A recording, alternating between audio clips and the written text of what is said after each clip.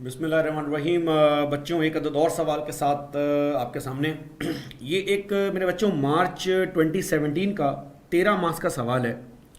Limiting factor के context में ये क्वेश्चन मेक और बाय का है, जिसमें एग्जामिनर ने आपके सामने इन्फॉर्मेशन रखी है फॉर अ फैक्ट्री जो कि अपनी इंटरनल डिमांड पूरी करने के लिए जो है वो प्रोडक्शन कर रही है, और वो प्रोडक्शन वो मजबूरन because of some restriction of resources वो प्रोडक्शन पूरी नहीं कर पा रही। और आपसे एग्जामिनर जनाब सवाल की रिक्वायरमेंट में पूछ रहा है, determine the number of units to be produced in house and bought externally. मजबूरी के तहत जो सारे यूनिट्स हम प्रोड्यूस नहीं कर सकते उनमें से कितने यूनिट्स हम खुद से बनाएं और कितने यूनिट्स हम बाहर से परचेज करेंगे। अब जाहिर सी बात है, क्योंकि ये इंटरनल हम काम जो है वो कर रहे हैं तो हमारे पास सेलिंग प्राइस तो नहीं है, तो यहाँ पर कंट्रीब्यूशन का जो इम्पैक्ट है वो नहीं आएगा, यहाँ पर सेविंग का जो है वो कॉन्सेप्ट हमारे पास आएगा। आए सवाल को रीड करें और सवाल को देखें। देखिए एग्जामिनर मांग क्या रहा है। हमें कह रहा है जनाब, NK enterprise produces various components for telecom companies. The demand of these components is increasing, however the company's production facility is restricted to 50,000 machine hours only.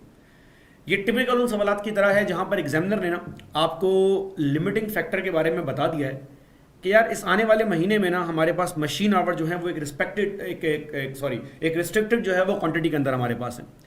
कह रहा है therefore the company is considering to buy certain components externally. हम सोच रहे हैं यार ये काम करते हैं, ये आइटम जो है ना वो बाहर से बाय कर लेते हैं। In this respect the following information has been gathered. इसने आपको ना जो चारों कंपोनेंट्स हम प्रोड्यूस कर रहे हैं उनकी डिमांड आपके सामने रख दी है, कितने कितने घंटे में एक कंपोनेंट हो रहा है प्रोड्यूस उसकी डिमांड आपके सामने रख दी है, और इसने आपको नीचे दे दिया है कॉस्ट कार्ड। अच्छा, जो कॉस्ट कार्ड इसने आपको दिया उसके ऊपर लिखा हुआ है this is in house cost per unit. Simple सी बात लिखी हुई है कॉस्ट पर यूनिट। इसने ये बात नहीं करी है कि ये वेरिएबल कॉस्ट है या फिक्स कॉस्ट है, वो सेग्रीगेशन हमने खुद करनी है। अच्छा, अगर आप गौर करें तो इस इन हाउस कॉस्ट में हमारे पास क्या क्या है। सर इस इन हाउस कॉस्ट में मेरे भाई मेरे पास मटेरियल की कॉस्ट है, लेबर है, फैक्ट्री ओवरहेड है। सर ये कौन सा वाला फैक्ट्री ओवरहेड है? बहुत दफ़ा बोला है, दोबारा बोल रहा हूँ, और इस वीडियो के बहाने ये बात प्लीज़ याद कर लीजिए।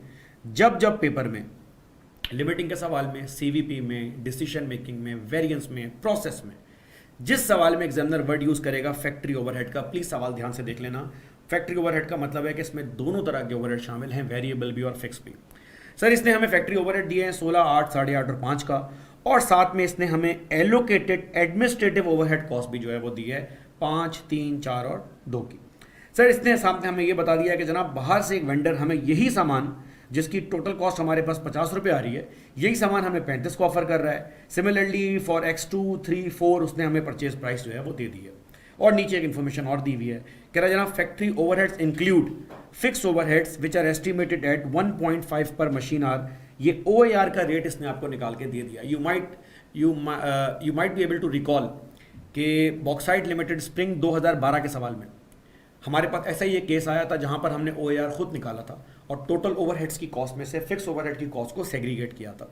आए सवाल, सर ये बड़ा आसान सवाल है और बहुत ही स्ट्रेट फॉरवर्ड सवाल है। मैं सिर्फ इसका ना कॉस्ट कार्ड आपके सामने डिकोड करूंगा और उसके बाद आपके सवाल खुद भी जो है वो सॉल्व अपने पास कर सकते हैं। अगर आपने ये सवाल पहले अटेम्प्ट किया हुआ तो you can jump directly to the answer.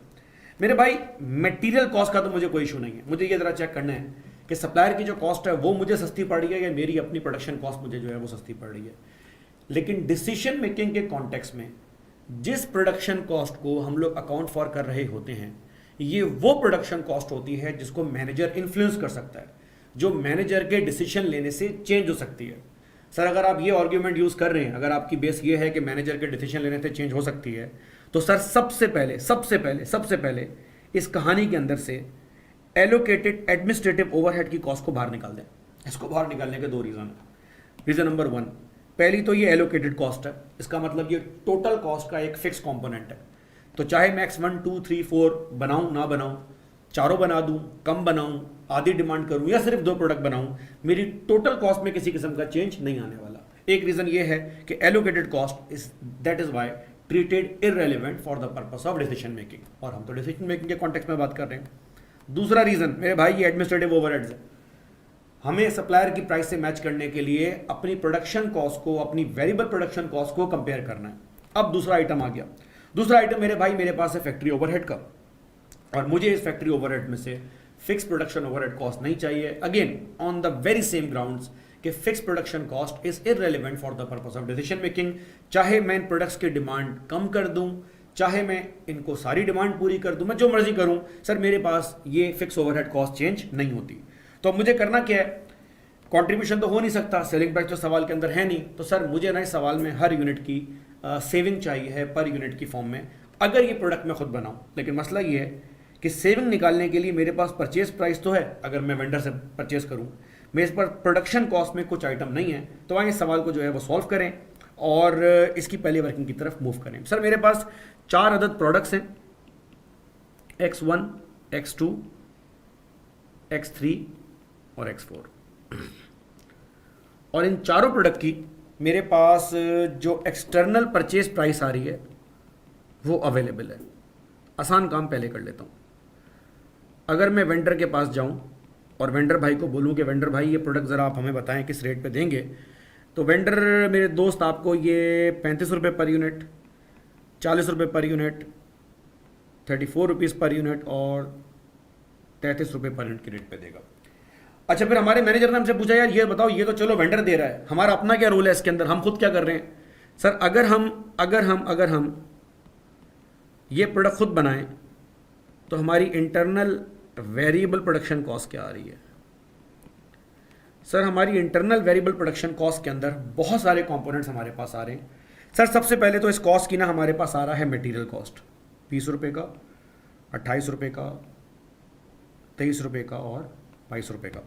Sir दूसरा हमारे पास इसकी आ रही है लेबर कॉस्ट, 9 रुपये। मैं सबका एक कॉस्ट कार्ड अपने पास बना रहा हूँ, 5 रुपये, 9 रुपये और 8 रुपये। सर इसके बाद मुझे इसकी चाहिए वेरिएबल ओवरहेड, लेकिन वेरिएबल ओवरहेड मेरे पास नहीं है। मेरे पास ऑल दो फिक्स ओवरहेड का जो आवरली एब्जॉर्प्शन रेट है 1.5 रुपये का वो दिया हुआ है, और हर प्रोडक्ट में कितने कितने घंटे खर्च हो रहे हैं वो दिए। अच्छा जी, सर मेरे पास मटेरियल कॉस्ट भी हो गई है, लेबर कॉस्ट भी हो गई है। सर अब मुझे ना इसमें प्रोडक्शन ओवरहेड जो कॉस्ट है ना, उसमें से फिक्स ओवरहेड कॉस्ट को बाहर निकालना है। अब फिक्स ओवरहेड कॉस्ट का ना मुझे रेट दिया हुआ है 1.5 रुपये घंटा, और हर प्रोडक्ट के टोटल मशीन आवर्स मेरे पास हैं। तो अगर मैं चाहूँ एक वर्किंग यहीं पे जो है वो सॉल्व कर सकता हूँ। सर मेरे पास फिक्स ओवरहेड की कॉस्ट 1.5 × 8 के हिसाब से 12 रुपये आ रही है फॉर X1, 1.5 रुपये × 4 के हिसाब से 6, 1.5 × 5 के हिसाब से 7.5 और 1.5 × 2 के हिसाब से 3। मेरे भाई ये मेरे पास है fix production cost per unit. मुझे इसको एडजस्ट करना है अपनी टोटल प्रोडक्शन कॉस्ट से, जिसका मतलब ये हो गया कि मेरी वेरिएबल ओवरहेड जो कॉस्ट आ रही है, मैं वापसी ज़रा सवाल में जाऊँ, मेरी वेरिएबल प्रोडक्शन कॉस्ट जो मेरे पास यहाँ पर आ रही है वो आ रही है 4 रुपये इसके लिए, 2 इसके लिए, 1 इसके लिए और 2 रुपया इसके लिए। मेरे पास ये total internal variable production cost आ गई है। अगर मैं इस internal total variable production cost को कंपेयर करूँगा तो मैं अपने मैनेजर को बोल सकता हूँ कि सर अगर ये प्रोडक्ट हम खुद बनाए ना X1 तो 33 का पड़ेगा, दूसरा वाला हमें 35 रुपये का पड़ रहा है, ये भी 33 का पड़ेगा और ये हमें पड़ेगा 32 का। जिसका मतलब ये हुआ कि इन सारे के सारे प्रोडक्ट्स में इत्तफाक से सेम कहानी हमारे पास हो रही है। इन सारे के सारे प्रोडक्ट्स के अंदर मेरे पास इस प्रोडक्ट को खुद बनाने में ज़्यादा फ़ायदा है। सर कितना फ़ायदा है? सर अगर मैं X1 को खुद से बनाता हूँ तो X1 खुद से बनाने की वजह से मुझे पर यूनिट के ऊपर 2 रुपये की सेविंग है। यहाँ पर सेविंग थोड़ी ज़्यादा है, 5 रुपये पर यूनिट। यहाँ पर सेविंग मेरे पास आ रही है सिर्फ 1 रुपया पर यूनिट, और यहाँ पर भी 1 रुपया पर यूनिट। लेकिन सर इस सवाल में मेरा मसला ये है कि मेरे पास मशीन आवर्स भी शॉर्ट है, तो मैं सिर्फ सेविंग की बेस पर फैसला नहीं कर सकता, मुझे अपना लिमिटिंग फैक्टर भी जो है वो चेक करना है। और इस केस में लिमिटिंग फैक्टर मेरे पास मशीन आवर्स हैं। तो अगर मैं मशीन आवर्स की बात करूं जो कि सवाल में गिवन है, that was 8 hours per unit and 4 hours per unit, 5 and 2। Sir ये काम होने के बाद ये सवाल ऑलमोस्ट मेरे पास एंड हो गया है। अब मेरे पास कोई चीज़ नहीं बची है और अब मैं दोनों वर्किंग्स को अपने पास यहाँ पे जो है वो एडजस्ट कर सकता हूँ, जिसका मतलब ये हो गया कि that now I can easily calculate my contribution, या इस केस में तो कंट्रीब्यूशन नहीं है, सेविंग पर लिमिटिंग फैक्टर। जैसा कि मैंने लास्ट वीडियो के अंदर आपको ये बात बताई, लास्ट लेक्चर में हमने ये बात डिस्कस की, कंट्रीब्यूशन और सेविंग हम एक तरह से जो है वो ट्रीट कर रहे होते हैं। तो अगर हर यूनिट पर 2 रुपये मुझे बच रहे हैं और एक यूनिट के ऊपर 2 रुपये बचाने के लिए मुझे 8 घंटे खर्च करना पड़ रहा है, तो मेरे भाई मेरी 1 घंटे की सेविंग क्या हो रही है? सर मेरे पास 1 घंटे की सेविंग यहाँ पर आ जाएगी, विच इज़ अगर आप कैलकुलेट करें 0.25 पर आवर, 1.25 पर आवर, 20 पैसा पर आवर, और ये आ रही है 50 पैसे पर आवर। और अगर मैं इनकी रैंकिंग करना स्टार्ट करूँ तो इसका मतलब ये हुआ, अगर ये स्क्रीन के ऊपर क्लियर नज़र आ रहा हो, कि पहले नंबर पे मेरे पास X2 बनेगा, दूसरे नंबर पे मेरे पास X4 बनेगा, तीसरे नंबर पर ऑब्वियसली X1 है, and the last one is X3। Sir ये मेरे पास आ गई है रैंकिंग। अब मैं इस रैंकिंग की बेस पर फैसला करूंगा कि कौन से मैंने प्रोड्यूस करने हैं और कौन से मैंने जो है वो बाहर से प्रोड्यूस करवाने हैं। तो सर आए अगले स्टेप की तरफ मूव करें। अब हमें प्रोडक्शन प्लान बनाना है, प्रोडक्शन एंड परचेज प्लान। पहले हम प्रोडक्शन को पूरा कर देते हैं, फिर हम परचेज की तरफ मूव करेंगे। सर प्रोडक्शन में सबसे पहले मेरे पास डिमांड पूरी करनी है X2 की। X2 के 1 यूनिट के अंदर मेरे पास 4 घंटे खर्च होते हैं। X2 की डिमांड 2000 यूनिट्स की है, जिसका मतलब है कि मेरे पास टोटल जो घंटे खर्च हो रहे हैं वो हो रहे हैं 8000।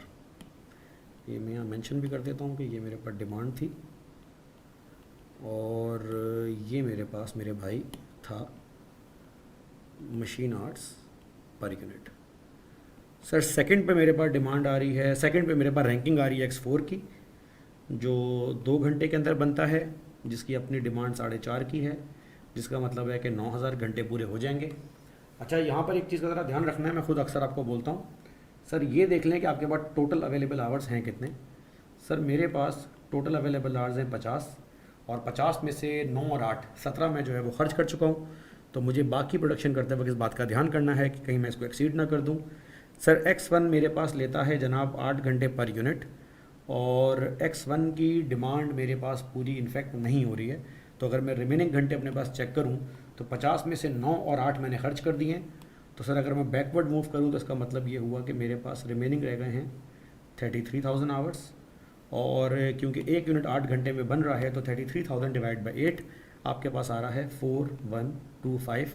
इसका मतलब कि मैं X1 की डिमांड भी पूरी नहीं कर सका। तो सर अब जो चीज़ें मेरे पास बच गई हैं, ज़ाहिर सी बात है मैं डिमांड पूरी नहीं कर पा रहा, तो उन चीज़ों को अब मैं मार्केट से जाके बाय कर लूँगा।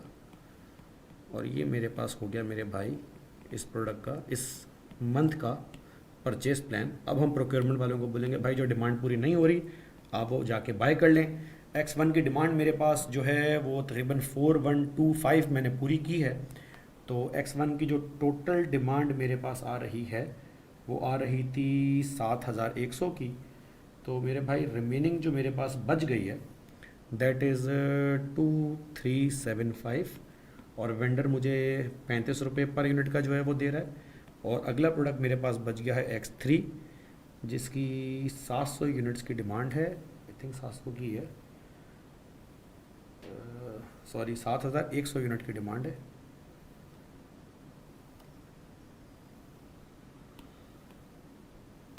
और ये मुझे ऑफर कर रहा है 34 पर यूनिट। तो सर ये मेरे पास एक छोटा सा सवाल है जिसका जवाब मेरे पास आ गया है, तो काइंडली इसको जो है वो चेक कर लीजिएगा। और ये इंतहाई स्ट्रेट फॉरवर्ड किस्म का सवाल था। अगर आपने ये सवाल पहले सॉल्व किया हुआ या सवाल अभी आप वीडियो में देख रहे हैं तो इसी तरह का एक और आपके पास सवाल है which is from March 2019 with the name of lily private limited. Kindly ये सेम बेस पे मेक और बाय का एक सवाल है, इस सवाल को भी आप ज़रूर देखें तो ये कॉन्सेप्ट आपका जो है वो सीमेंट हो जाएगा। Thank you.